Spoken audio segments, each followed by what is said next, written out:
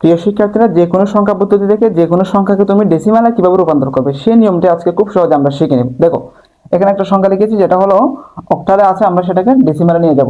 দেখো, তাহলে তুমি প্রথমত এই সংখ্যাকে তুমি ডান দিক থেকে বাম দিকে তুমি এটাকে এভাবে গণে নাও, মানে এটা হচ্ছে 0, এটা হচ্ছে 1, এদিকে আর কোনো সংখ্যা থাকলে 2, 3 এভাবে তুমি প্রথমত গুণে নিবে। ঠিক আছে? আর যদি দশমিকের পরে কোনো সংখ্যা থাকে তুমি -1, -1, -2 এভাবে তুমি একটা একটা করে গুণে নিবে প্রথমত। এই হলো প্রথম কাজ। এরপরে তুমি যেটা করবে, এই সংখ্যাকে তুমি বেস দিয়ে গুণ দিবে। প্রত্যেকটা সংখ্যাকে তুমি কি দিবে? বেস দিয়ে গুণ দিবে। যেমন লিখলাম 3 এর সাথে বেস কি হবে? বেস হচ্ছে 8, এই 8 গুণ। তারপর হচ্ছে এখানে 1 আছে না, এই 1টা তুমি উপরে দাও, এরপরে যোগ দাও। একইভাবে 3 গুণ 8, উপরে কি এটার উপর হচ্ছে 0, তাহলে 0 দিলাম। এরপর দেখো, এখানে 3 গুণ 8 যোগ এখানে 0 মানে হচ্ছে এটার মান 1, এখানে 0 মানে এটার মান হচ্ছে 1, তাহলে এখানে 3 গুণ 1। দেখো এখন 3 8 24 যোগ 3 1 3, তাহলে কি পাও তুমি?